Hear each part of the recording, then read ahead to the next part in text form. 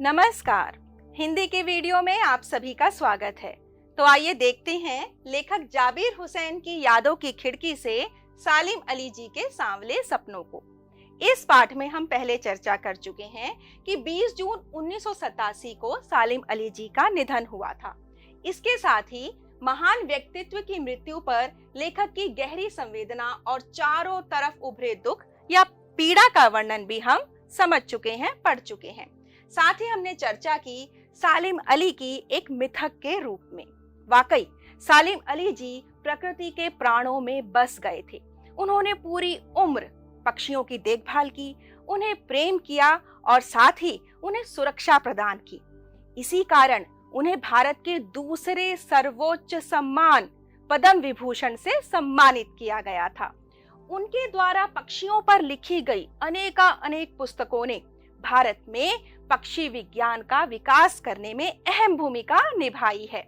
अब आगे बढ़ते हैं और जरा आप सोचिए तो कि कब यह सब घटनाएं घटी थी। क्या कोई आपको जन्म तिथि मालूम है? क्या कोई आपको कोई निश्चित दिन या वर्ष मालूम है इन सभी घटनाओं का? पता नहीं कब इतिहास ने कृष्ण ने वृंदावन में रासलीला रची थी और शोक गोपियों को अपनी शरारतों का निशाना बनाया था।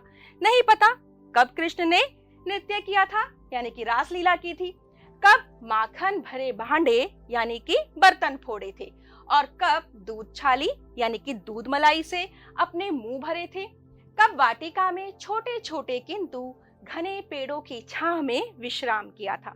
ऐसी कोई निश्चित तिथि तो हमें नहीं मालूम। इसी के साथ यह भी नहीं मालूम कि कब दिल की धड़कनों को एकदम से तेज करने वाले अंदाज में बंसी बजाई थी और पता नहीं कब वृंदावन की पूरी दुनिया संगीतमय हो गई थी और पता नहीं कब यह सब हुआ था। हमें कोई निश्चित तिथि तो नहीं मालूम, लेकिन कितनी अटूट श्रद्धा और विश्वास हम सबके भीतर है कि आज भी जब हम वृंदावन जाते हैं तो क्या होता है। तो नदी का सांवला पानी उस पूरे घटनाक्रम की याद दिला देगा। कौन सी नदी का सांवला पानी? यमुना नदी का सांवला पानी। ऐसी मान्यता है कि यमुना नदी का सांवला पानी कृष्ण जी की वजह से है।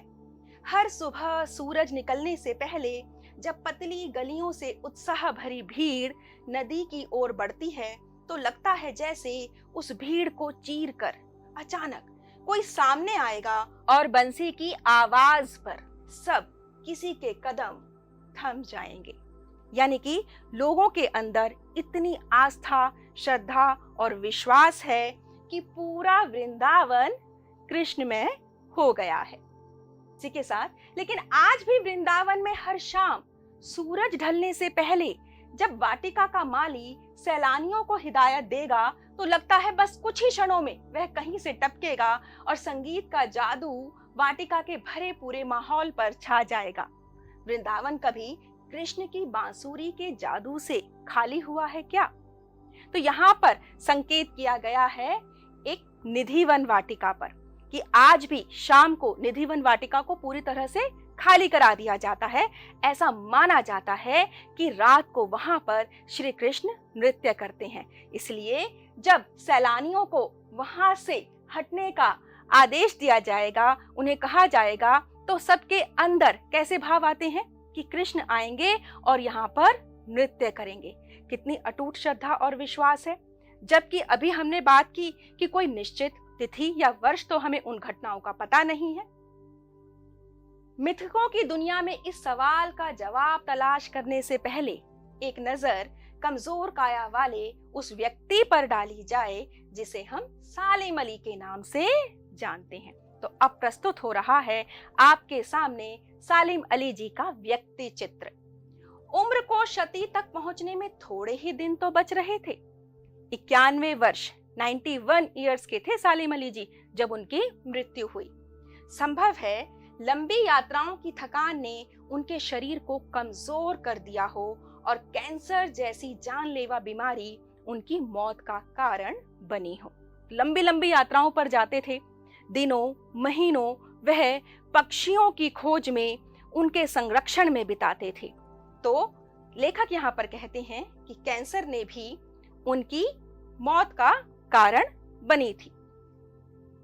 लेकिन अंतिम समय तक मौत उनकी आंखों से वह रोशनी छीनने में सफल नहीं हुई जो पक्षियों की तलाश और उनकी हिफाजत के प्रति समर्पित थी।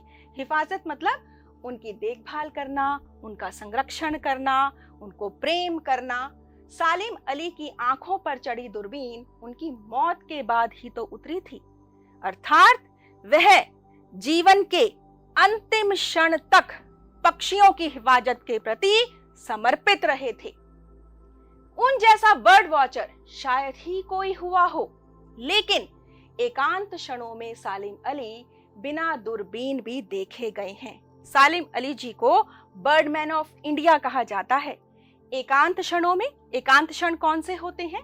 वह क्षण जो हम अपने साथ, अपने लिए बिताते हैं, अपने साथ बातें करते हुए बिताते हैं। इन क्षणों का क्या महत्व होता है? इन क्षणों से हम स्वयं को और अधिक समझ पाते हैं, साथ ही साथ हम अपने आसपास की स्थितियों को भी और बेहतर तरीके से समझ पाते हैं। तो ऐसे एकांत क्षण सालिम अली जी जरूर अपने साथ बिताते थे और इस समय उनके साथ दूरबीन नहीं होती थी। दूर क्षितिज तक फैली जमीन और झुके आसमान को छूने वाली उनकी नजरों में कुछ वैसा ही जादू था जो प्रकृति को अपने घेरे में बांध लेता है। दूर क्षितिज, क्षितिज एक ऐसा काल्पनिक स्थान होता है जिसको देखने पर ऐसा लगता है कि इस स्थान पर धरती और आसमान मिल रहे हैं, यानी कि जहां तक नजर जाए वहां तक नजर दौड़ाने पर क्या नजर आता था? एक जादू जो प्रकृति को अपने घेरे में बांध लेता है। और यह जादू किसमें था? सालिम अली जी में था। प्रकृति में कौन कौन होता है? जीव जंतु, पक्षी, इंसान, पेड़ पौधे, ये पूरा पर्यावरण प्रकृति में शामिल होता है। और सालिम अली जी का व्यक्तित्व कुछ ऐसा था जो प्रकृति को अपने घेरे में बांध लेते था। यानी कि उनके व्यक्तित्व में कितनी आभा थी, कितना आकर्षण था। सालिम अली उन लोगों में थे जो प्रकृति के प्रभाव में आने की बजाय प्रकृति को अपने प्रभाव में लाने के कायल होते हैं। यानी कि दूसरों के प्रभाव में आने की बजाय दूसरों को ही अपने आप से प्रभावित कर लेते हैं।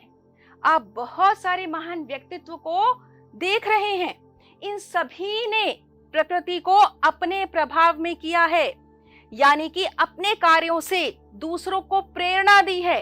लोग इनके कार्यों से, इनके द्वारा दिखाई गई राह पर चलने के लिए प्रेरित हुए हैं। कितना प्रभावशाली व्यक्तित्व है। तो यह दूसरों की दिखाई राह पर नहीं चले, बल्कि एक नई राह दिखाई और पूरी प्रकृति को अपने प्रभाव में लाने के काबिल बने। तो इनमें से एक थे सालिम अली जी। इसी के साथ आपके लिए है कुछ अभ्यास कार्य। तो आप जरूर यह अभ्यास कार्य करेंगे कि सालिम अली को याद करते हुए लेखक किस मिथक की चर्चा करते हैं। लंबी यात्राओं की थकान ने सालिम अली के शरीर पर क्या प्रभाव डाला था। आप कीजिए यह अभ्यास कार्य। मैं लेती हूं आप सबसे विदा। धन्यवाद। Happy learning.